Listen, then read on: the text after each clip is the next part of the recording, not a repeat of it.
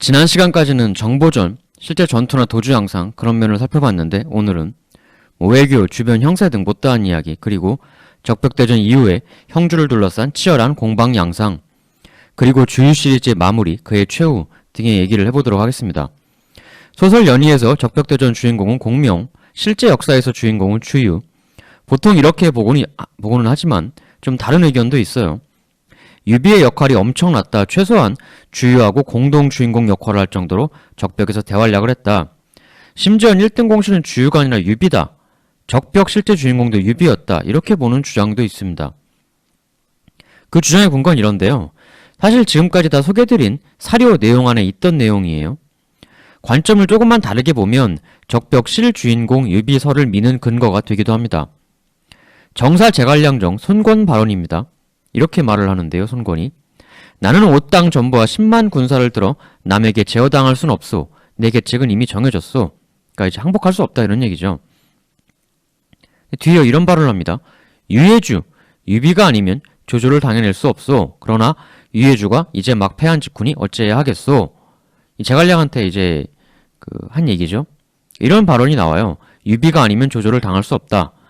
즉 싸움 자체는 앞에서 유비가 이끌어줘야 한다. 유비가 앞장서고 나는 같이 협력 보조하는 역할이다. 라는 피력이었다는 주장인데 그러면 각종 사서에서는 왜 오군과 주유가 주도적 역할을 한 것처럼 나오느냐. 그거는 추후 오나라 측 기록관들이 본인들 유리하게 기록을 해서 그렇다는 거죠. 유비와 촉의 활약상을 축소했다. 자기들 것만 부풀렸다. 즉 실상은 전투 메인은 유비였고 오히려 오나라가 협력자였다라는 주장입니다. 또 하나 지난 시간에 말씀드린 사냥공작이 조조가 도망가면서 연희와는 다르게 여기다 불을 왜 안 놓냐? 하하 이렇게 웃으면서 도망갔다라는 내용 소개해드렸잖아요. 근데 이때도 조조가 말하는 대상이 유비였거든요. 유비가 내 라이벌이라곤 해도 나한테는 아직 안 돼. 나 같으면 진작에 여기 불을 놓았을 텐데 이런 식으로 말했잖아요. 이건 전투의 실제 메인 주인공이 유비였다는 걸 강하게 암시하는 것 아니냐. 손권이나 주유가 핵심 상대였다면 걔들을 언급했겠지. 근데 유비니까 유비가 메인이 아니었겠느냐. 뒤에서 설명드리겠지만 또 익양대치라고 5화 초기 형주 영유권을 둘러싸고 아주 일촉즉발 직전까지 갔던 사태가 있는데요. 그때 노숙하고 관우가 대치하고 있던 그 병력을 백보 뒤로 물리고 둘이 서로 우리끼리 단판 짓자 이래가지고 서로 만나는데요. 이때 관우가 한 말이 있어요. 우리 좌장군 유비께선 오림전투에서 그러니까 적벽대전이 실제로는 오림대전이다 이런 얘기도 있다고 말씀드렸죠. 주무시면서도 갑옷을 벗지 않으시고 힘을 모아 조조를 격파했는데 어찌 헛되이 수고만 하고 한 채의 땅도 얻을 수 없습니까? 유비도 적벽에서 엄청나게 일선에서 맹활약했음을 이 말이 보여주는 것 아니냐 해서 이런 관점들이 나오는 건데요. 물론 여기에 반론도 많습니다. 당장 관우랑 단판지었던 노숙의 반박 발언도 있는데요. 오서에 보면 이 관우의 말을 들은 노숙은 이렇게 호통을 쳤다고 나옵니다. 관공, 그대의 말은 옳지 않소. 본시 장판에서 유예주를 살펴보았을 때 유예주의 군세는 일교, 한 부대를 이룰 만한 병력도 채 되지 않았고 유비군의 계략과 사료는 이미 다하였으며 전의도 기세도 모두 무너진 상태로 멀리서부터 도망쳐 숨고자 생각할 뿐 아니었소. 이외에도 더 노숙이 일장연석을 관우 앞에서 많이 했는데 일단 오서에 따르면 이에 대해 관우가 대답을 하지 못했다. 일단 말로 하는 토론에선 여기서 노숙한테 더 항변하지 못했다라고 오서에 나오고 있습니다. 사실 적벽대전 실주인공 유비설에 대한 반대 입장 소개는 노숙의 이 한마디로 정리가 될 수 있을 것 같은데요. 여튼저튼 간에 연합이라는 건 사전이든 사후든 논란이 생길 수밖에 없어요. 니네가 잘했냐 우리가 잘했냐 이건 우리가 더 열심히 했으니 우리가 먹어야지 뭔 소리냐. 일전에 조조가 한수 마초랑 싸울 때처럼 왜 사전에 미리 손권 유비를 이간질하는 전략을 펼치지 않았냐. 근데 사실 적벽 이후에는 조조가 굳이 노력하지 않아도 이 둘은 아주 엄청나게 서로 반목을 하죠. 이 부분에 대해서는 촉팬분, 오팬분 서로 다 니네 때문이야 뭔 소리야 니네 욕심 때문이지 이렇게 비판을 많이 하시는 부분인데요. 한번 적벽 이후 손권과 유비 사이에 대분란 이야기도 좀 해보죠. 일단 여기선 적벽대전 이후부터 관우의 북벌 이전까지 짚어보겠습니다. 이 시기도 여러 일들이 많았는데 유명하질 않아요.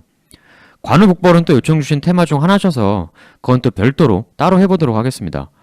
최근 들어서 많이 부각되는 의견 중에 유비가 배신을 많이 했다. 이런 말씀들이 있잖아요. 뒤통수 맨 유비. 20세기까지만 해도 상상할 수 없는 이미지였는데, 그러니까 역사라는 게 절대 고정불변이 아니에요. 근데 또 반대로 손권 역시도 유비를 배신했다 이렇게 말씀하시기도 하고, 유비보단 손권 배신이 더 컸다 이런 말씀도 있고요. 유비는 인생 전반에서 배신자였나 라는 테마는 추후 유비 시리즈에서 집중적으로 점검해 볼 텐데, 여기서는 그중 손권과의 관계만 풀어보도록 하죠. 일단 둘이 손잡은 거부터 보죠. 대체 둘은 처음에 왜 손을 잡았는가? 뭐 조조가 너무 거대했으니까 둘이 손 잡을 수밖에 없었을 테지. 이건 당연한 건데, 일단 손권 측에서 유비와의 동맹을 통해 기대한 것은 무엇이었나? 유비가 조조의 추격군의 장판파에서 아주 비참하게 패주를 하지 않습니까? 사실 딱 보면 이 동맹이 더 간절했던 사람은 유비 쪽이었을 걸로 보이죠. 워낙 비참하게 쫓기던 중이었으니까. 근데 강표전, 정사, 노숙전 등등 보면 오히려 연합 제안을 손권 측이 먼저 했다고 나오거든요. 왜 비참하게 쫓기던 그닥 힘이 세 보이지 않던 유비 세력에 먼저 손을 내민 건가? 물론 이게 정사 제갈량전에서는 제갈량이 손유동맹을 제안해서 그가 주도하는 것처럼 또 묘사가 돼 있어요. 이게 추정키로는 촉하고 양쪽에서 기록을 남기는 그 쪽에서 서로 지들이 잘났다고 자기들이 이 외교판을 주도했다. 자기네 쪽에서 이 승리의 외교 전술을 먼저 제안하는 거다. 이런 식으로 각자 써서 약간 중구난방이 된 게 아닌가. 보통 추정키로는 노숙이 손권과 먼저 뜻을 맞추고 유비를 찾아갔는데 그에 대해서 공맹이 좋다구나 하고 동의해서 이 동맹이 이루어진 게 아니냐. 이렇게 보는 게 좀 합리적이다 싶죠. 그럼 손권 측에선 유비와 동맹에서 대체 뭘 바라고 이런 제안을 던진 거냐?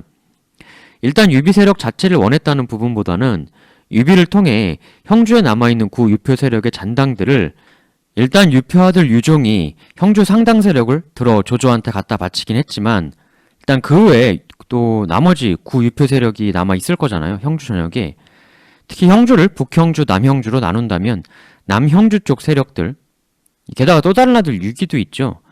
유비라는 매개체를 통해 유종과 조조에게 차마 흡수되지 않은 나머지 세력과 그 아들 유기 등을 아울러서 단지 유비 하나뿐 아니라 유비를 앞세워 그 잔당 세력들이 마저 조조한테 홀라당 넘어가지 않고 그 세력들 모두가 손권과 손잡고 조조에 대항하는 데 힘을 같이 모을 수 있도록 하는 그러한 역할을 유비한테 기대한 것이다. 사실 남형주라든가 나머지 형주 자녀 세력마저 조조한테 홀라당 붙어버린다면 손권은 더더욱 어렵죠.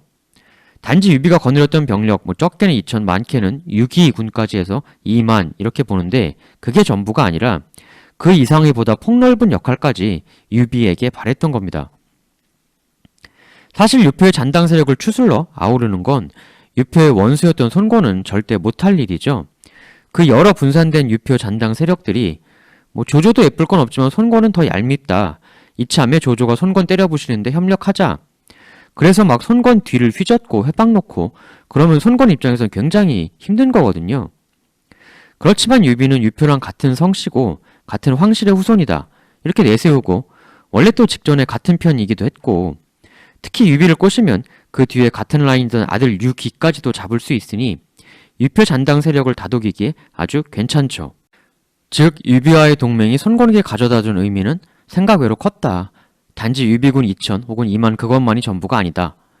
유비를 끌어들여 구 유표 잔당의 힘을 우리가 부분 흡수하자. 최소한 우리한테 적대하지 못하게 만들자.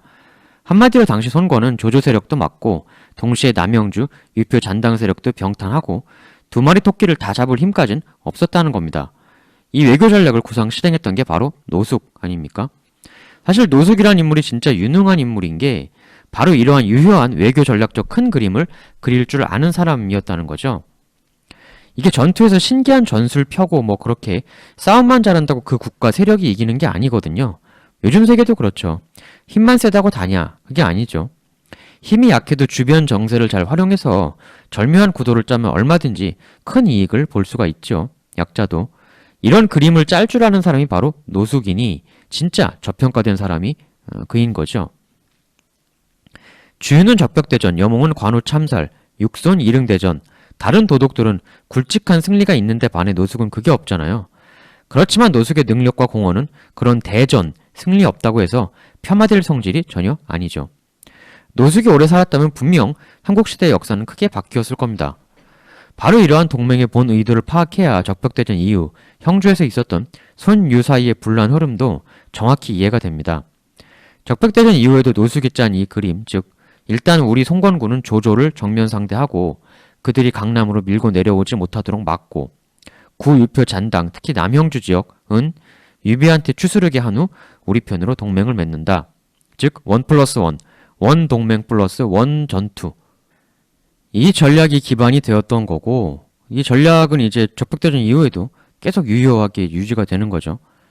적벽 승리 이후에도 이제 오나라는 주유를 앞세워서 조조 세력의 대대적인 공세를 감행하게 되는데요. 적벽대하고는 이제 완전 공수가 뒤바뀐 거죠. 근데 이게 정세는 생물이라고 이 기본 구도가 오나라 내에서도 크게 뒤흔들리게 됩니다. 일단 형주라는 자리가 땅이 너무 좋거든요. 결국 위초고 삼국이 위촉, 위오, 오촉 서로가 서로 다 치고받은 유일한 장소가 바로 형주죠. 삼국의 딱 중심부적 위치가 되니까요. 그만큼 지정학적으로도 요충지고 땅 자체도 워낙 좋은 땅이고요. 상당히 개발도 잘 되었고 상업의 중심지라서 비교적 풍족한, 즉 뽑아 먹을 게 엄청 많은 곳이었다는 거죠. 사실 적벽대전 일으키지 않고 가우 말대로 형주 정도 먹었으면 됐다. 그랬어도 될 만큼 대단한 땅이긴 했죠. 형주 전체가 한반도보다도 더 커요.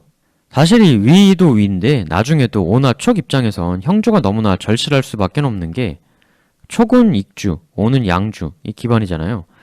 사실 형주를 뺀다면 이 두 나라는 주가 하나씩 밖에 없는 거죠. 이 주가 하나인 거랑 둘인 거는 하늘과 땅 차이지 않습니까? 형주라는 알토란이 있는 한 유비랑 손권 사이가 왜 최악이 되었는지는 충분히 납득이 가는 거죠. 근데 이것도 손권의 욕심이 선 원인이냐, 유비의 배신이 선 원인이냐, 논란이 많죠. 뒤에서는 이건 또 말씀을 드리겠는데, 여하튼 손권이라는 인물이 포지션이 참 묘해요.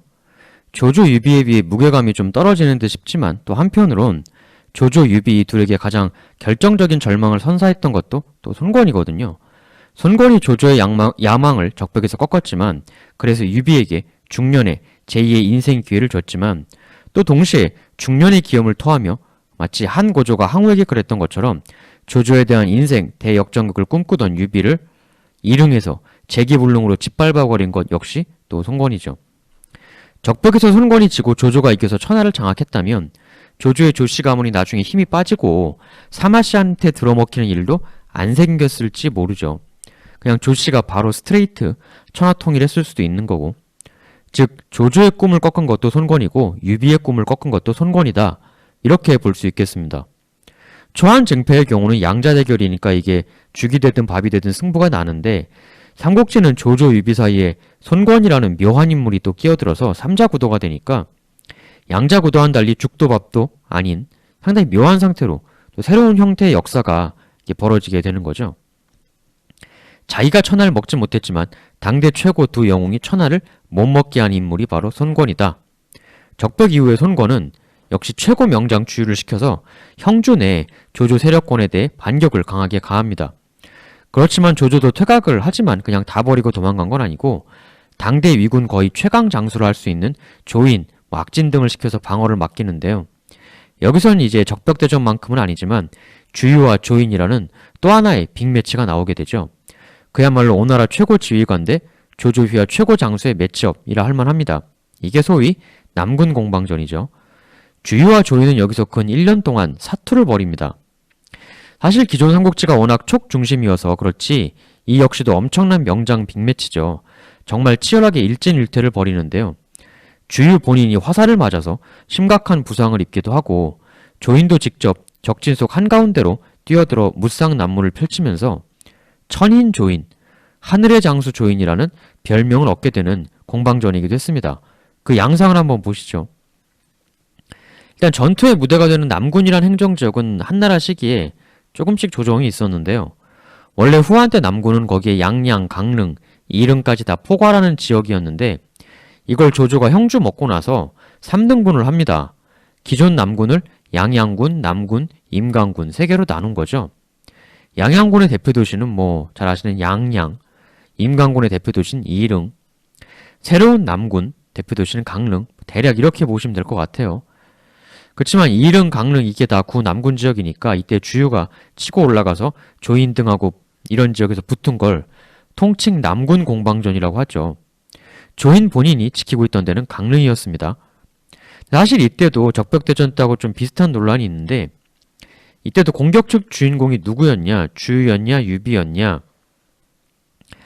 남군 공방전은 주유와 조인의 싸움이었다 이렇게 보기도 하고 주유가 메인이긴 했지만 유비의 역할도 나름 컸다 또 그렇게 보기도 합니다. 일단 기록들을 좀 짚어보시죠. 일단 송광고는 적벽대 부대 진용을 그대로 가져가며 주유 정보를 통해 조인이 버티고 있던 강릉으로 쳐들어갑니다. 유비 역시 이 원정군에 참여하는데 동시에 유비는 다른 방향으로도 움직이는데요. 바로 남형주 사계군을 마저 완전히 병탄하기 위한 움직임에 들어가죠. 일단 유비는 원래 유표 아들 유기를 형주 자사로 옹립하고 무릉 장사 영릉 계양 4개 지역의 항복을 받아냅니다. 적벽 이후 각 4개 지역 태수들이 모두 유비한테 고개를 숙이고 들어온 건데요. 나중에 유기가 또 금방 죽어요. 유기 사후에 이 지역은 모두 유비 차지가 됩니다. 얼핏 보면 구유표 지역이 아들 유기, 뒤이어서 유비한테 넘어온 거니까 뭐 그냥 유비가 자연스럽게 먹었네 이럴 수도 있는데 의외로 여기가 나중에 손권하고 첨예한 분쟁 지역이 되죠. 좀 이따 설명드리고요. 그리고 강릉을 위시한 남군 지역에선 그 위와 오가 사투를 벌이게 되는데 먼저 조인의 강릉을 두들긴 건 주유군의 선봉대 수천 병력이었습니다. 이에 먼저 조인은 부하 우금, 흔히 아시는 우금하고는 또 다른 우금인데요. 그를 내세워 우선 맞서게 하는데 좀 황당한 게 정사 조인전에 보면 병력을 고작 300명 줬다고 해요. 상대는 수천인데. 그래서 사실 이런 묘사들을 보고 적벽에서 조조군 사상자가 엄청났다. 그러니까 그 이후 전투에서 이렇게 병력이 적은 게 아니냐. 근데 병력 적은 걸 치곤 조인이 진짜 너무 잘 싸웁니다. 아니 5천인데 300 갖다 싸우라고 하는 황당한 지시를 내려도 뭐 우금이 상사 조인을 어떻게 생각했는지 모르겠는데 일단 시키는 대로 나가서 싸워요. 근데 역시나 포위가 되죠. 이 모습을 보고 성에 남아 지켜보고 있던 진교 등 주변 부하들은 그야말로 사색이 되는데요. 조인전은 이때 부하들이 좌우가 모두 안색을 잃었다라고 돼 있어요. 완전 뭐 실색하고 있다는 거죠. 근데 조인이 이 모습을 보고 매우 분노하더니 부하들에게 내 말을 가져와라 이렇게 지시를 합니다. 이에 진교가 소스라치게 놀라 이렇게 말하는데요. 지금 적의 군세가 저렇게 흥성해서 당해낼 수가 없습니다. 설사 수백 기를 버린다 한들 큰 손해는 아닐진데 어찌 장군께서 몸소 나가려 하십니까? 그러나 조인은 이 진교의 만류를 뿌리치고 직접 말에 올라 불과 병사 수십 기만 거느리고 오군에게 돌진합니다. 조인은 말을 몰아 오군에서 약 100여 보 떨어진 거리 해자 앞에 다다르게 되는데요. 성에서 지켜보던 진교 등은 이 모습을 보고 조인이 저 해자를 일종의 바리케이트 삼아 그 안팎을 넘나들며 오군을 찔렀다 뺐다 이렇게 찝적대면서 우금이 빠져나올 틈을 만드는 그런 전술을 펼치지 않겠느냐 이렇게 예상합니다. 근데 황당하게도 여기서 조인은 해자를 뛰어넘어 곧장 수천 오군한테로 정면 돌진합니다. 그야말로 중과 부족으로 보이는 어처구니 없는 돌진이었는데요. 수천 대 수십. 근데 여기서 조인은 그야말로 게임에서나 볼 법한 무쌍 난무를 펼칩니다. 조인의 황당한 무대포 돌진과 휘젓기에 오군은 주체를 못하고 혼란에 빠지고요. 이에 처음 갇혔던 우금은 그를 통해 포위 밖으로 빠져나오게 됩니다. 놀라운 건 조인이 우금이 빠져나온 이후에도 아직 구해내야 할 아군이 더 있다. 이렇게 하더니 또 오군한테 돌입해서 아군을 계속 구출해냅니다. 이 믿기지 않는 무쌍 난무에 오군은 질려버려서 오히려 자기들이 뒤로 빠져요. 정사 조윤전인 조인의 이 대무쌍 난무로 적이 물러났다라고 되어 있습니다. 고작 수십 기만 거느리고 수천여 병력을 뒤로 물러나게 만든 조인이죠. 이게 정말 사실인가 싶을 정도의 일이 아닐 수 없는데요. 이 어처구니 없는 활약을 끝내고 무사히 성으로 되돌아온 조인을 보고 진교와 부하들이 굉장히 유명한 말을 하죠. 조인 장군, 장군은 실로 천인이십니다. 정사 조윤전엔 3군이 그의 용명에 감복했다라고 되어 있어요. 사실 조인이 이상하게 연희 등을 통해서 주목도 못 받고 과소평가돼서 그렇지 이 부자에 보면 맹분, 하육도 조인의 용맹에 미치지 못했다라고 되어 있고 이 맹분, 하육이 누구냐면 아주 전설적인 장사들인데 뭐 소의 뿔을 맨손으로 뽑았다. 10톤의 무게를 거뜬히 들었다. 뭐 이런 믿기 힘든 내용으로 전해지는 장사들인데 이 사람들도 조인만 못하다 이거죠. 게다가 여기에 보면 또 장료가 조인 다음이다 이런 내용도 있어요. 장료가 온다. 료라일라이로 유명한 장료 조차 조인보다 한 수 아래다 이렇게 되어 있는 거죠. 뭐 이거야 주관적 평가일 수도 있지만 그만큼 조인이 대단하다. 이 조인이 워낙 강력했기 때문에 오군과 주유도 고민에 빠지는데요. 이 난감할 때 같이 온 감령이 사령관 주유에게 이런 건의를 합니다. 저걸 정면으로 들이받아 무너뜨리는 건 아무래도 쉽지 않을 것 같습니다. 예봉의 방향을 다른 데로 돌려 이릉을 먼저 선취하시는 것이 어떻겠습니까? 주유는 이 감령의 건의를 받아들여 감령에게 일군을 주어 이릉으로 향하게 하죠. 감령의 이 진호는 적절하여 그는 이릉의 성을 탈취하는 데 성공합니다. 감령의 오군이 파견되자 근처에 있던 아마도 익주 유장 휘하였을 것으로 보이는 습숙이란 인물도 항복하는 등 일정한 효과를 거두는데요. 근데 절정의 역량을 과시하던 조이는 내 그 꼴 못 보지 이래가지고 이릉 역시 탈취하려고 군을 급파합니다. 이때 감령이 이끌고 있던 병력이 1,000개 정도밖에 안 되었다고 하는데 정사 감령전에 따르면 이때 조인이 이릉 공격에 투입했던 병력이 5, 6천은 되었다고 해요. 아까 수십 기 묘사 운운하던 때랑은 달리 여기서 보면 또 남군의 조조 세력, 즉 조인 군세가 꽤 제법 충만했나? 뭐 이런 느낌도 듭니다. 여하튼 압도적인 열세에 처하게 된 감령은 일단 성에 틀어 박혀서 수세 전술을 펼치는데요. 근데 수세의 감령에 대해 조인군은 아주 높은 누각, 탑을 세우고 그 위에 올라가서 성 안에다가 화살비를 퍼붓습니다. 정사엔 아주 비가 내리듯 화살이 쏟아졌다고 하는데요. 이 화살비 공세에 오군 병사들은 모두 두려워했다 이렇게 되어 있는데 아주 엄청나게 공포스러운 화살비 공격이었던 것 같습니다. 근데 유독 감령만은 너무나도 태연하게 여유를 부리면서 담소를 나누곤 했다라고 되어 있어요. 이 간이 보통 큰 게 아니죠. 감령은 이렇게 대인배스러운 모습으로 부하들을 다독이면서 수비하는 동시에 주유 본대 측에도 이 소식을 파발로 알립니다. 여하튼 이런 급박한 뉴스를 받은 주유군은 여기서 내부적으로 딜레마에 빠지게 되는데요. 주유 캠프 대부분 인사들은 여기서 이런 의견을 제시합니다. 지금 이릉의 감령을 구원해주기는 어렵습니다. 만약 여기서 우리가 병을 빼서 그를 도우러 가면 현재 지키고 있는 본진이 털릴 위험성이 있습니다. 이런 다소 비겁한 의견이 대세를 이루고 있을 때 여기서 또 추후 역사를 뒤흔들 한 인물이 강한 반론을 제시하는데요. 그가 바로 여몽이죠. 여몽은 이렇게 이야기합니다. 그렇지 않습니다. 다들 조인군을 너무 두려워하시는군요. 아무리 본대가 위험하다고 감령을 그냥 저렇게 내버려 둔 데서야 되겠습니까? 여기 본대는 능통 부대를 남겨두면 능통 능력이면 못해도 10일은 충분히 버티고도 남을 것입니다. 그 사이 여기 계신 장수들과 제가 감령을 구원하러 가면 그리 오랜 시간이 걸리지 않고 구원하고 돌아올 수 있을 것입니다. 그리고 이와 함께 또 추가적인 묘한 계략을 하나 진원하는데요. 주인님, 그리고 병사 300을 따로 편성해 주시기를 말씀드립니다. 이 300명 공병을 통해 추후 예상되는 조인, 포위군의 퇴로에다가 뗄람으로 길을 끊는 작업을 해놓는 것입니다. 이렇게 되면 황급히 퇴각하는 적군사들이 말을 데리고 갈 수 없어 버리고 갈 가능성이 큽니다. 이렇게 되면 적 말을 꽁으로 얻을 수 있는 효과도 예상이 됩니다. 단지 감령 구하는 것뿐만 아니라 본진 대비 전략, 거기에 퇴주하는 적군을 방해해서 당시엔 너무나도 소중했던 말까지 획득하려는 한 발이 아니라 두 발 앞서 내다보는 실로 교묘한 계략을 여몽은 제시를 했던 건데요. 정말 머리가 좋은 사람이죠. 나중에 대도독 시리즈 할 때 여몽도 본격적으로 다루겠습니다. 이 여몽이 무력도 강한데 의외로 이런 잔머리스러운 디테일 계략에도 상당히 강해요. 뗄람으로 길 엉망으로 만들어서 적 말을 탈취하겠다. 진짜 이 잔머리의 극한 전술인데요. 주인은 여기서 소수 의견이었던 여몽의 책략을 과감하게 채택해서요. 감령을 구원하러 출발합니다.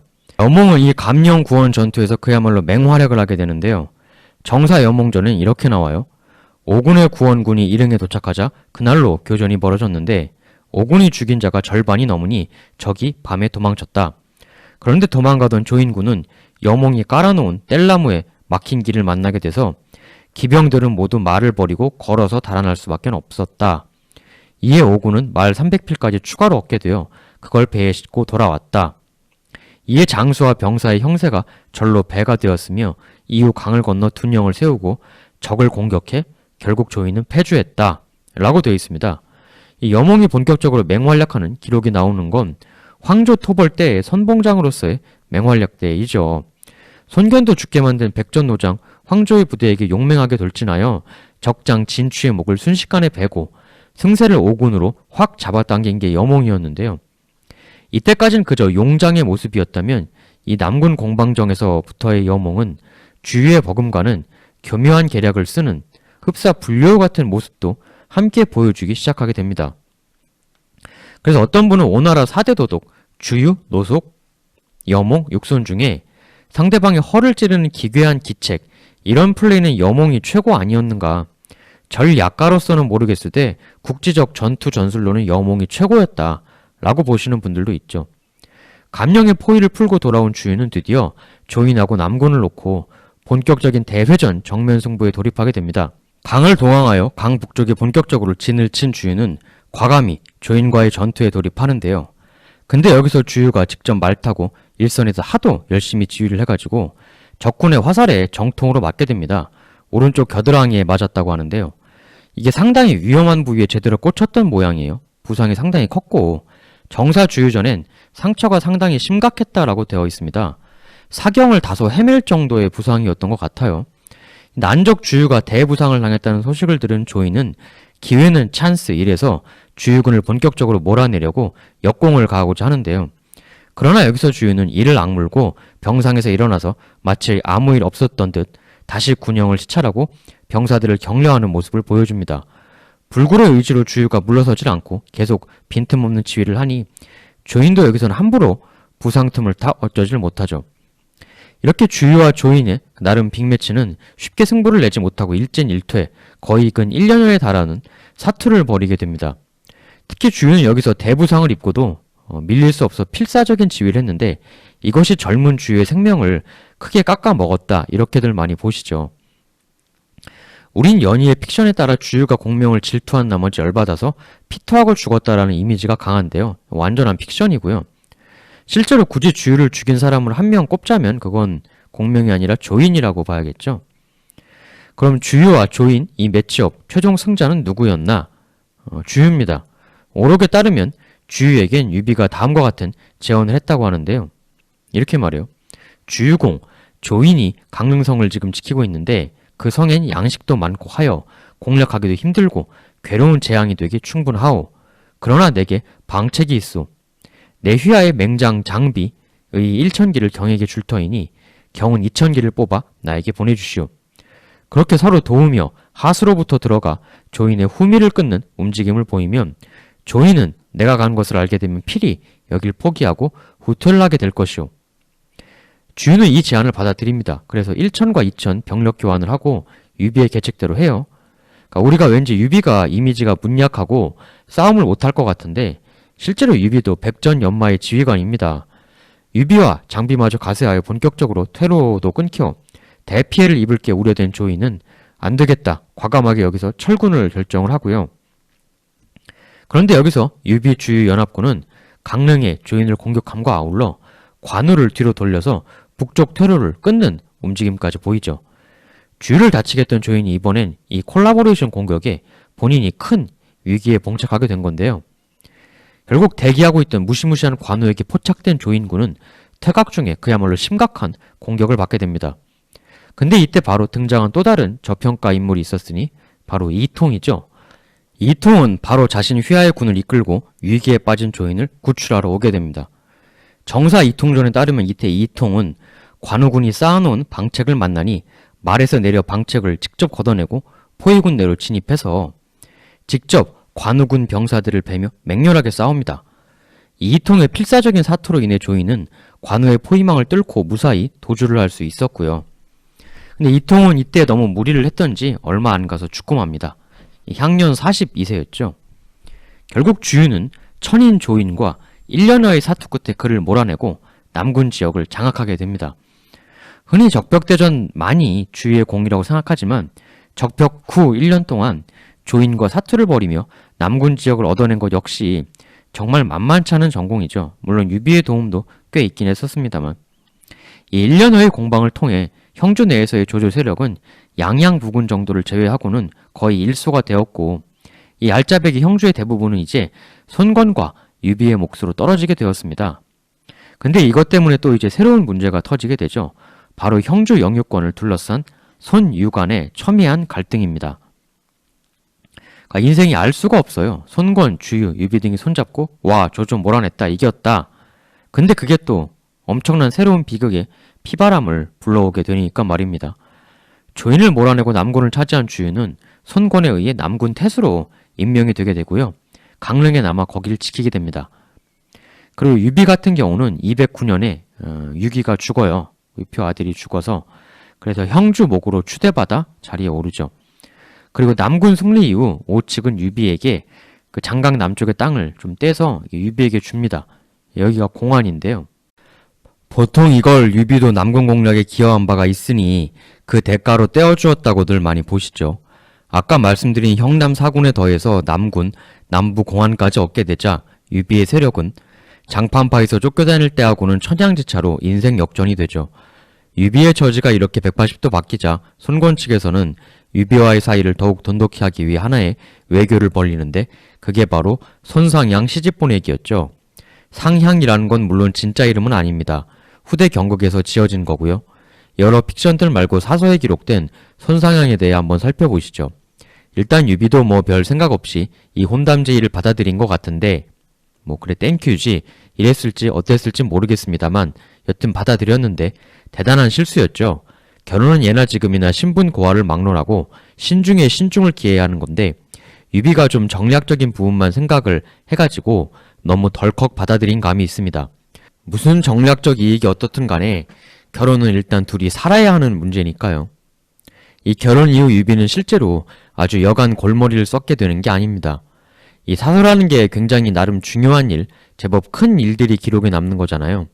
무슨 몇 월 며칠에 콧물감기 걸렸다, 뭐 이런 걸 역사에 기록하진 않을 건데 삼국지의 거의 모든 인물이 부인이 있었을 거고 근데 그 부인들의 성격이나 행동이 사서에 남아있는 게 차라리 무슨 이궁의 변이나 이런 후계 문제처럼 아싸리 어떤 이슈가 있었으면 모를까 순수하게 본인 성격 그 자체의 특이함만으로 사서에 이렇게 세세하게 기록이 남아있는 부인이 손상향 말고 또 있을까 싶거든요.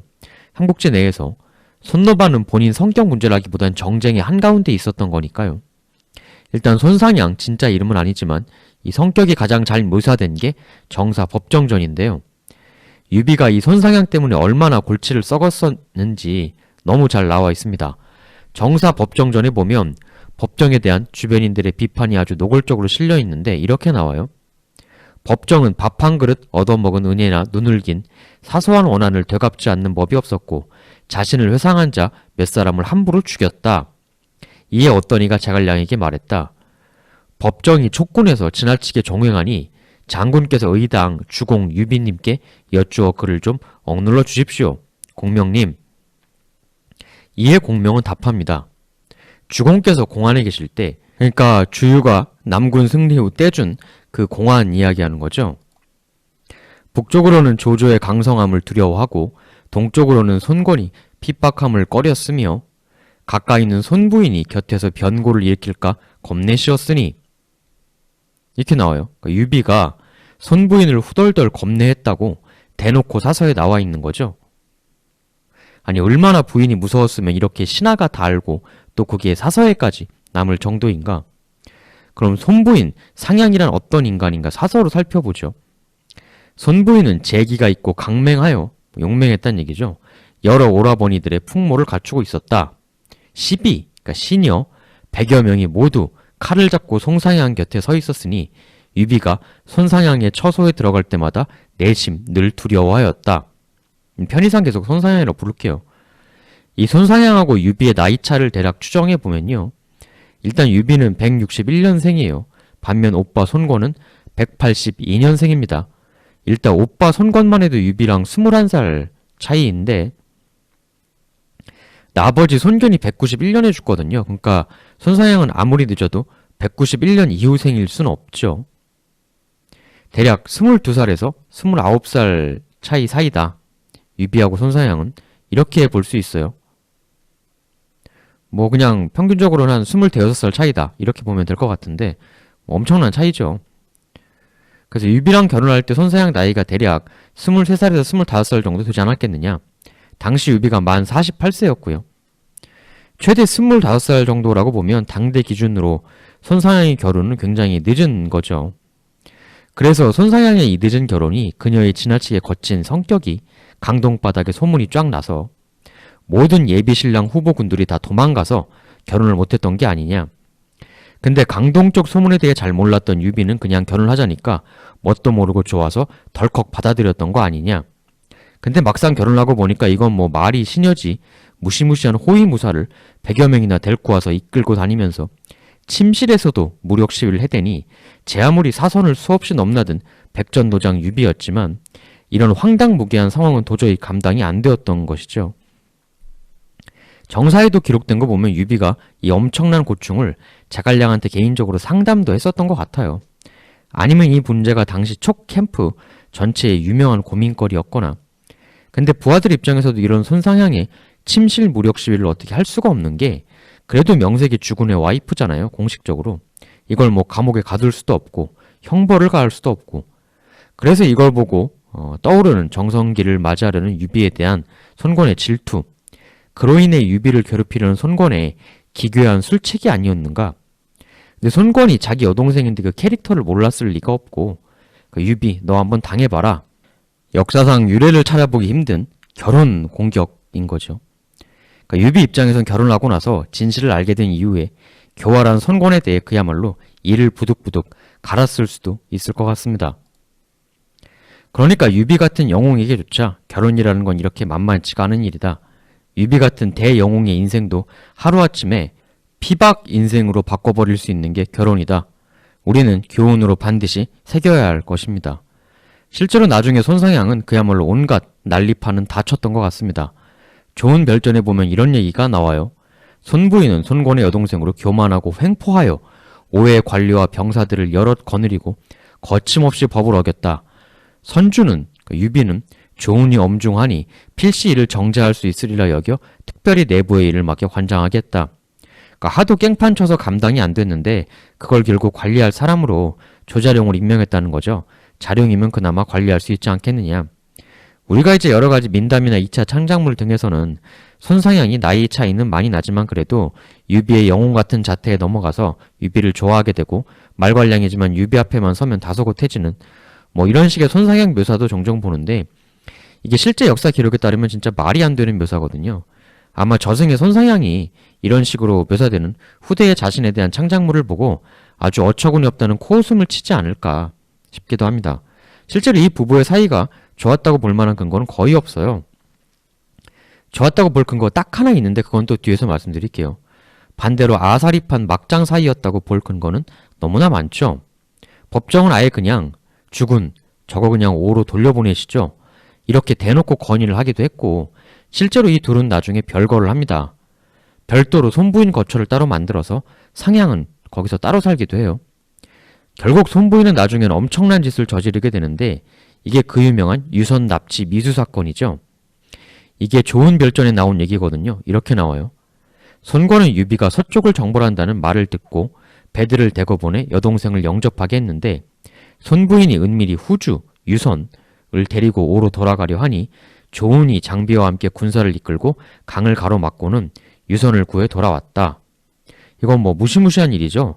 이 납치 미수가 사실이라면 이건 정말 철천지 원수가 될 수도 있는 일인 건데요. 손부인하고 유비가 사이가 좋았을 것이다 라고 볼 수 있는 유일한 내용은 삼국지 집회에 있는 나중에 이제 유비랑 손권이 거하게 싸운 후에 다시 화친하고 그래서 손권이 다시 여동생 보고 유비한테 도로 돌아가라 이렇게 된 김에 이렇게 했는데 유비한테 가던 손부인이 가다가 유비가 죽었다는 소식을 듣고 자신도 강물에 투신했다. 뭐 이런 내용이 있거든요. 그래서 혹자는 뭐 손상향이 워낙 성질이 괴팍해서 그런 난리를 쳤지만 사실은 유비를 좋아했던 거 아니냐 뭐 이런 말씀을 피력하시는데 글쎄요.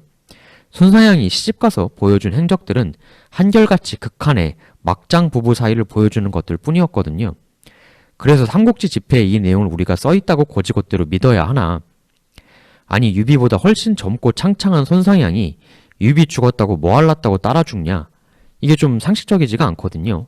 그래서 한간에는 이제 그렇게 말씀하시는 분도 계시더라고요. 그러니까는 유비가 죽어서 그 따라서 그 투신을 한 게 아니라 유비한테 다시 돌아가라고 하니까 오빠가 유비한테 가기 싫어서 투신을 한 거 아니냐. 유비가 죽었다는 소식을 못 듣고 근데 그게 나중에 이런 식으로 바뀌어가지고 얘기가 된 게 아니냐. 뭐 이렇게 얘기하시는 분도 있던데 유비와 손상향 이 이상한 부부의 생활이 그냥 하나의 가벼운 해프닝이었다 이렇게 볼 수도 있고 의외로 역사에 나름 영향을 끼친 거 아니냐 이렇게 보는 관점도 있죠. 그러니까 이 둘이 209년에 결혼을 했는데 사실 209년까지는 손권과 유비 사이가 아주 좋은 편이었거든요. 군사 협동 전략도 상당히 유기적으로 취했다는 기록이 있고 근데 까마귀 날자 배 떨어진 걸 수도 있겠지만 이 이상한 결혼 이후부터 손유 두 집단 사이가 급격하게 이상해지기 시작합니다. 이후부터 벌어지기 시작한 이 둘 사이 서로를 못 믿고 배신하고 했던 일들 그리고 첨예한 갈등 이 결혼식 이후부터 터지기 시작하는데 물론 이 모든 갈등이 결혼 그 문제 때문에 이제 터지기 시작한 거냐 이제 당연히 그건 아니겠죠. 그런 얘기는 아닙니다. 하지만 확실한 건 이 결혼이 보통 결혼은 양국 우호 증진을 위해 하는 거잖아요. 확실한 건 우호 증진은커녕 이 결혼으로 오히려 서로의 관계가 더욱 나빠지는데 역으로 크게 일조했다는 거죠. 실제로 유비는 손상향의 침실 무력 시위에 생명의 위협을 느꼈습니다. 명백히. 농담이 아니라 진짜로 생각해 볼 수 있는 건 손권이 여동생을 통해서 유비를 언제라도 제거할 수 있는 일종의 시한폭탄을 유비 곁에 심어 놓으려 했던 건 아니냐. 그런 무시무시하고도 기괴한 계략이었다. 이렇게 보는 관점도 있어요. 왜 그 훈족의 대영웅 아틸라도 어이없게 침실에서 죽지 않습니까? 왜 죽었는진 지금도 미스테리지만 복상사 등 여러 가지 썰이 있지만 아틸라랑 같이 사던 일디코가 암살한 거다 라는 가설도 분명히 있죠. 어쨌든 이 사인이 복상사 혹은 암살이라면 그 두 가지는 일디코라는 여인 때문인 거 아닙니까?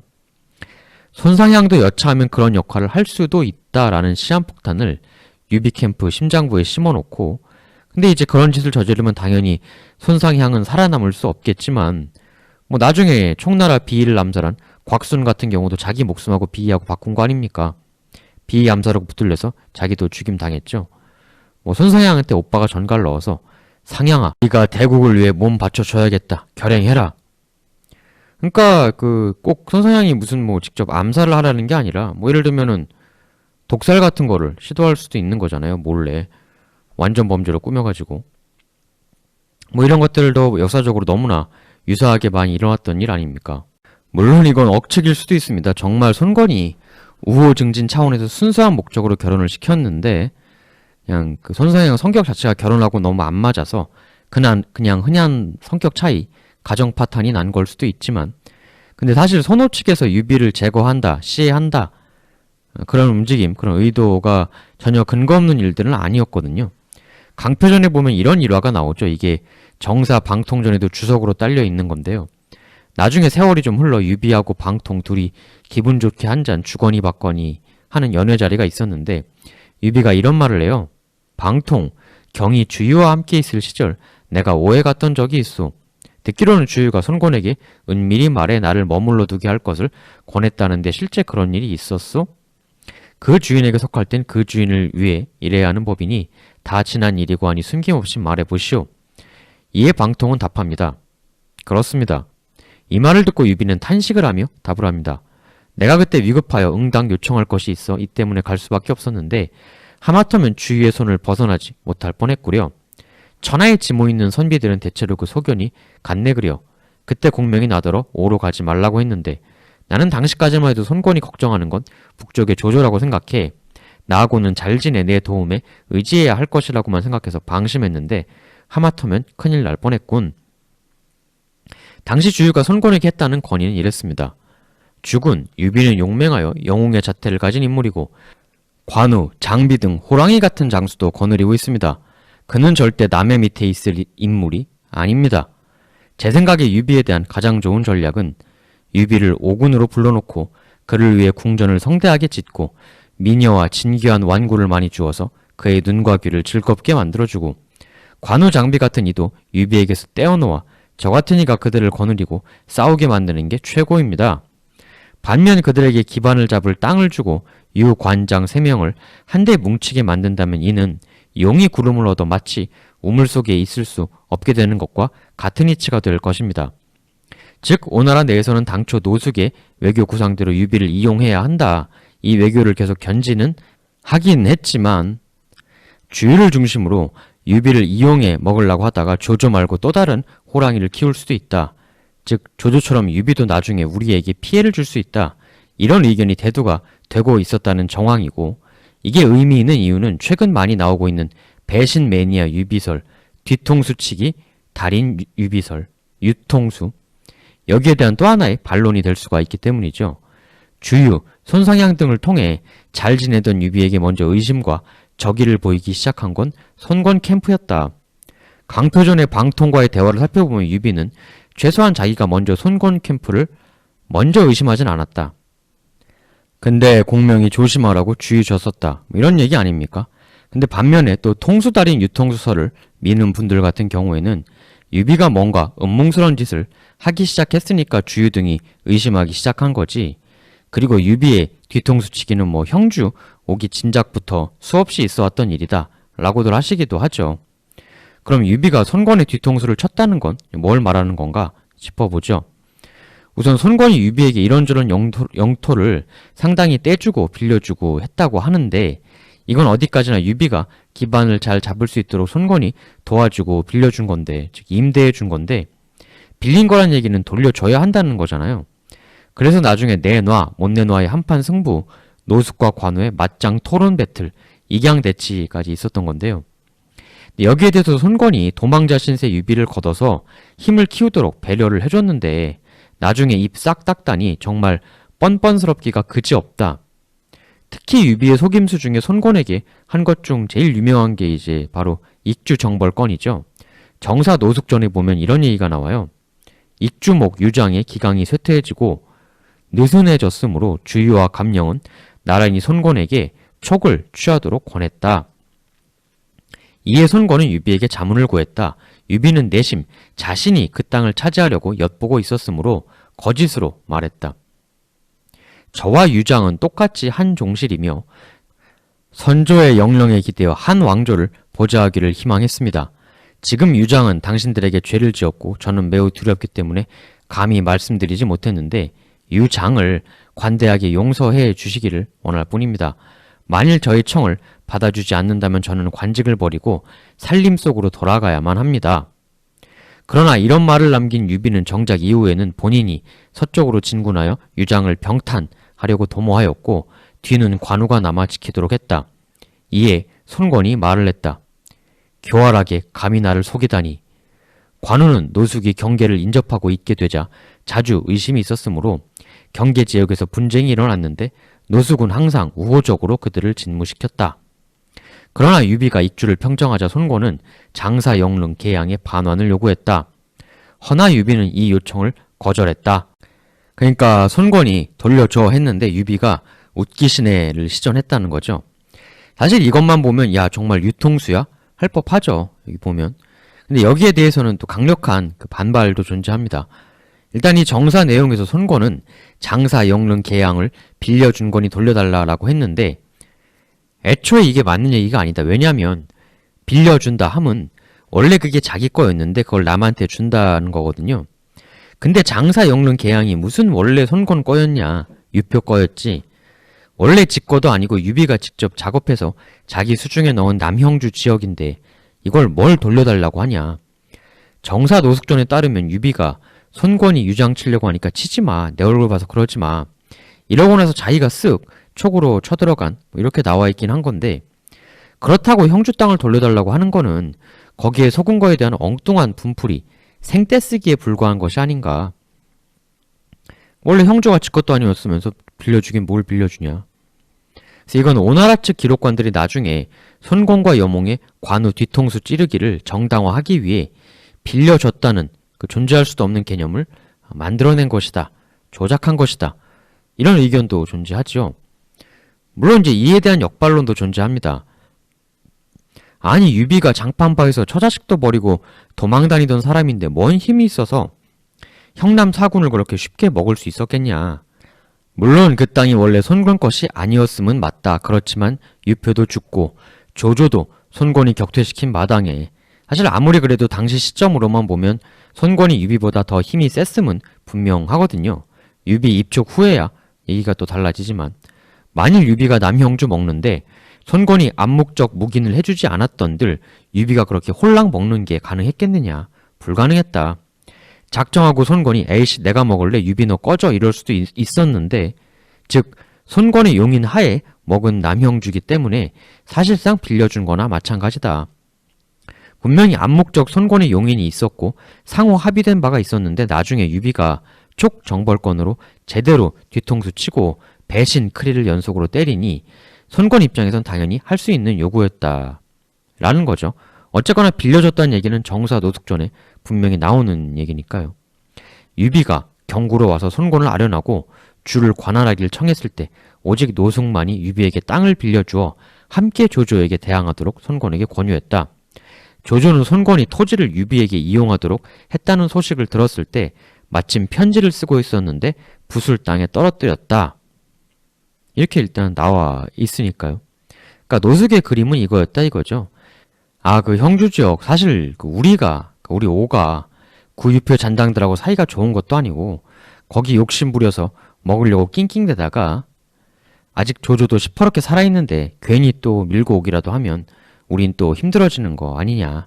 차라리 유비를 우리 편으로 만든 후에 걔가 형주 정리하게 해서 형주가 우리한테 적대하도록 만들지 않게 함과 동시에 인생이 안티 조조 최대 라이벌 유비를 내세워 그가 조조하고 붙게 만들고 우리는 뒤에서 굿이나 보고 떡이나 먹으면서 힘을 키웁시다. 사실 5월 지역도 이민족이나 병탄할 대상이 많고 아직 내정으로 개발해야 할 부분도 크지 않습니까? 그렇게 유비랑 조조가 치고받고 싸우면서 힘을 뺄 때 우린 내정 개발과 지역 평정으로 힘을 키우면서 나중에는 우리가 둘 다 쌈 싸 먹을 수 있지 않겠는가. 그러니까 정리하면 손권이 유비에게 형주를 진짜 이게 빌려준 거냐 아니냐. 손상양 시집 보내기, 주유의 억류 제한 등 오히려 먼저 반감을 드러낸 건 손권 쪽이냐 아니면 촉, 정벌, 뒤통수 치기 제대로 한 유비가 통수맨이냐. 이거 어떻게 보면 닭이 먼저냐 계란이 먼저냐식 논쟁일 수도 있어요. 결국 이 이후에 양 캠프의 관계는 서서히 파국으로 가게 되는데요. 그것은 그리고 이후 관우의 비극으로 이어지죠.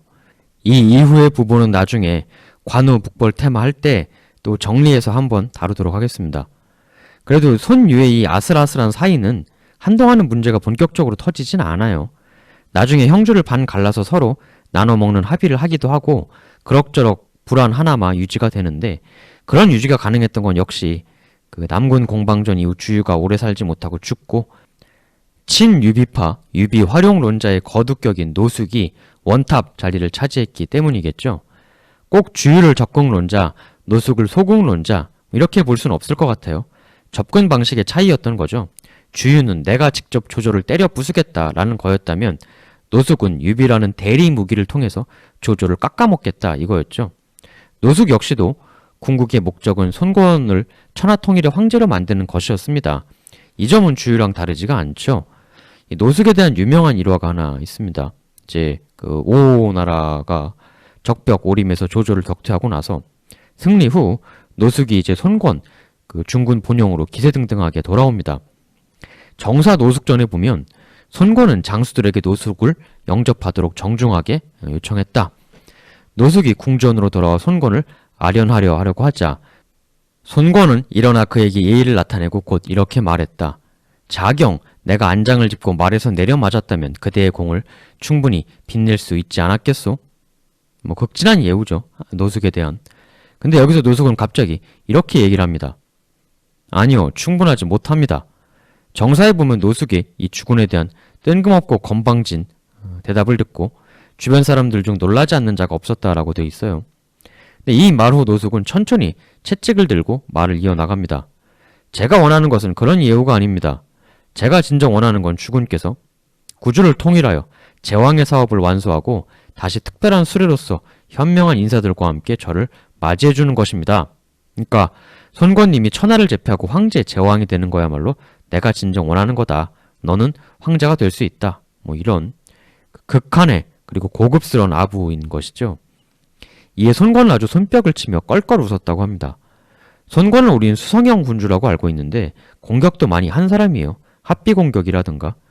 공격이 실패를 해가지고 타이에 의해 수성형 군주가 된 거지 자의에 의해 수성만 한 건 아니었죠. 즉 손권 본인도 천하를 쟁취할 야심이 명백히 그리고 강하게 있었고 그런 꿈틀대는 야망이 있으니까 전부 다 항복하자고 할 때 싫다고 버틴 거고 손권이 좋아했던 주유 노숙 역시 오나라로 천하를 통일하는 계책을 분명히 획책했던 사람들이었기에 손권하고 그렇게 죽이 잘 맞았던 거죠. 노숙하고 주유는 그 방법이 달랐을 뿐 결국 천하를 얻고자 하는 마음은 똑같았습니다. 그걸 알았기에 주유 역시 최후엔 노숙을 자신의 후임으로 천거하고 숨을 거둔 것이죠. 주유의 최후 이야기 좀 해보죠. 주유야말로 적벽과 남군에서 최강 조조군의 길을 제대로 꺾어준 그대로 조조가 쭉 쳐나먹는 걸 막아낸 그렇게 어떻게 보면 한에서 위나 진으로 그냥 넘어가는 게 아니라 짧으나마 삼국시대를 존재하도록 만들어준 비록 생은 짧았으나마 역사적 의미가 절대 적은 인물이 아니었다 이렇게 말할 수 있을 것 같습니다. 지난 시간에 강표전에 유비와 주유의 대화 소개해드린 적이 있는데 병력이 적다고 쫑크줘도 당당하게 내가 조조 쳐부수는 거 보기나 하고 있어라. 그러니까 유비가 주유 보고 야 이거 예산놈이 아니다. 실제로 유비가 나중에도 이 주유라는 인물을 굉장히 경계했던 것 같아요. 물론 주유도 유비를 경계했죠. 유비 조심하세요 이렇게 말을 했는데 유비 역시도 주유에 대해 이렇게 이야기를 합니다. 손권한테 이렇게 말하는데요. 둘이 독대할 때 이런 얘기를 했다고 해요. 유비가 공근의 문무계략은 만명의 가치가 있는 뛰어난 사람입니다. 그러나 그 기량의 광대함을 생각해 봤을 때 계속 남의 신하로만 있을 사람이 아닙니다. 강표전에선 이에 대해 이렇게 평합니다. 주유의 유신과 이름이 먼 곳에서도 소리 높았기에 조조 유비는 모두 의혹을 심으려고 그를 비방했던 것이다. 당대 주유라는 인물의 명망이 얼마나 높았는지를 짐작할 수 있는 대목이죠. 이런 평에 뒤이어 이런 얘기가 계속 나옵니다. 주유가 빨리 죽자 손권은 눈물을 흘리면서 말했다. 공근은 왕자의 자질을 가지고 있었는데 이렇게 호련히 그 명에 다했다. 이제 나는 대체 무엇을 의지하면 좋단 말인가? 나중에 손권은 황제가 된 후 이렇게 또 이야기를 하기도 했습니다. 주유가 없었다면 나는 제왕이 될 수 없었을 것이다. 일전에 손권 어머니 오국태가 손권에게 주유를 형님으로 여겨라 이런 말한 걸 소개해 드렸는데요. 실제로 손권은 그렇게 생각을 했던 것 같습니다. 주유가 없으니 이제 난 누구를 의지한단 말인가 이렇게 대놓고 탄식을 할 정도였으니 주유 사후에도 손가에서 주유를 얼마나 깊게 생각하고 있었는지는 결혼만 봐도 알 수가 있는데요. 정사 주유전에 보면 주유에겐 아들 둘의 딸 하나가 있었다고 하는데 아들 중에 그 주순은 이궁해변 때 말씀드렸지만 그 유명한 큰 호랑이 손권 딸 손노반하고 결혼했죠. 그리고 주유 딸의 남편이 바로 이제 그 손권의 태자 그 아까운 인물이던 손등입니다. 사실 손등이야 뭐 사람만 있었으면 무조건 황제 되는 사람이었으니까 주유의 딸 역시 황후가 무조건 되었었겠죠. 사람 일이 참 얄궂게도. 그리고 주유 장남 주순도 요절하고 차남 주윤 있는데 이제 이 역시도 종실의 딸과 결혼했다 이렇게 돼 있어요. 근데 이 차남 주윤이가 조금 문제였던 모양이에요. 여러 가지 문제를 일으켜가지고 뭐 주색에 빠지고 방자했다 뭐 이런 건데 근데 이제 손권이 주유의 아들이니까 봐준다 뭐 이런 기록도 좀 남아 있어요. 주유 조카 중엔 주준이라고 있었습니다. 이 주준의 아들 주호라는 이가 있었는데요. 주준이 죽자 다른 신하 중에 그 아들 주호를 장수로 임명해 주려고 하는데 이에 대한 또 손권의 답변도 기록에 남아 있습니다. 이전에 조조를 달아나게 하고 형주를 개척한 건 모두 주유가 한 일이니 나는 영원히 그를 잊지 않을 것이오. 다만 주준 아들 주호는 행실과 인품이 음험하다는 얘기를 들었소. 그를 관리로 임명하면 좋지 못할 일이 생길 것 같으니 그거는 어렵겠소. 그러나 그렇다 하여 내가 주 공군을 생각하는 것이 어찌 그침이 있겠소이까? 공사 구분은 좀 해야 해서 안 되겠지만 내가 주유 생각하는 건 그의 은혜를 기억하는 건 영원히 잊지 않는다 이거죠. 주유가 이뤄낸 공이 워낙 손가에 대해서 컸기 때문에 주유 자식들도 아주 널리 그 혜택을 입었을 정도였던 겁니다. 그 자식들이 자신들이 좀 그 문제가 있어서 날려먹어서 그렇지. 흔히들 공명이 천하 3분지계였다면 주유는 천하 2분지계였다고 하죠. 주유는 형주, 익주까지 우리가 다 먹고 마초, 한수와 연합해서 그 위와 아래로 중원을 샌드위치 공격한다는 아주 장쾌한 전략을 구상했었고 실제로 손권은 주유 형님의 이 얘기를 그대로 따르려고 했습니다. 하지만 너무 빨리 그가 죽고 말았죠. 나중에 강남에서 일어나 통일한 나라가 이제 명나라인데 무려 1300년대 얘기죠. 삼국시대가 200년대인데 혹시 모르죠. 뭐 의미 없는 가정이긴 해도 선책, 주유, 노숙, 여몽, 육순 이 사람들이 모조리 다 길게 살아서 동시에 한꺼번에 긴 기간 같이 활약을 했다면 강남에서 기반이 시작된 통일 왕조가 명보다 1000년도 더 전에 먼저 성립했었을 수도 있지 않을까 보이기도 합니다. 무의미한 그런 가정일 수도 있겠습니다만 너무 삼국지만 하면 그러니까 다음 시간엔 그 요청 많이 주셨던 조선시대 테마 하나 하겠습니다. 그 이방원과 전도전 얘기 좀 하려고 해요. 그리고 그걸 하고 나서 그 다음에 이제 조조 책사 시리즈 중 사마이 하도록 하겠습니다. 워낙 오래전부터 여러분이 요청 주셨던 그 테마 하셔가지고요. 또 최근에 워낙 핫한 인물이기도 하고 내친 김에 사마이 그 인간 자체뿐만 아니라 사마사, 사마소 등등까지 탈탈 털어보려고 합니다. 사마이 시리즈. 그 유명한 얘기 있잖아요. 조조가 꾼 꿈에 나타난 말 3마리. 이 얘기는 다 아시죠? 이 조조가 꿈을 꿨는데 그때 이제 말 3마리가 나타나서 말 먹이통 이걸 구유라고 하는데 구유라는 건 이제 가축에게 먹이를 주는 그 그릇인데요. 근데 이 구유를 나타내는 한자가 조자거든요. 구유조. 근데 이 조가 조조의 성씨 조하고 발음이 같다는 거죠. 그리고 이 조하고 발음이 같은 말 먹이통에서 먹이를 먹던 그 3마리 바로 사마씨 3부자 사마이, 사마서, 사마소였다. 일설에는 또 이 3마리 말을 마등, 마초 그쪽 마씨 집안 얘기하는 거 아닌가 싶었는데 알고 보니 마가 아니라 사마씨였다. 뭐 이런 얘기도 들어보셨을 거예요. 해서 진서 선제에 따르면 조조는 아들 조비에게 이런 말을 남깁니다. 사마이는 신하가 될 사람이 아니니 필시 너희 집안의 일에 관여하게 될 것이다. 흔히 사마이를 삼국지 최후 승자라고 하죠. 근데 정말 그런가? 정말 승자라고 볼 수가 있나? 사마이 개인뿐 아니라 사마사, 사마소 그리고 사마씨 집안 전체에 대한 얘기까지 탈탈 털어보는 사마이 시리즈로 찾아뵙도록 하겠습니다. 조선시대 편 하나 하고 사마이 시리즈로 넘어갈게요.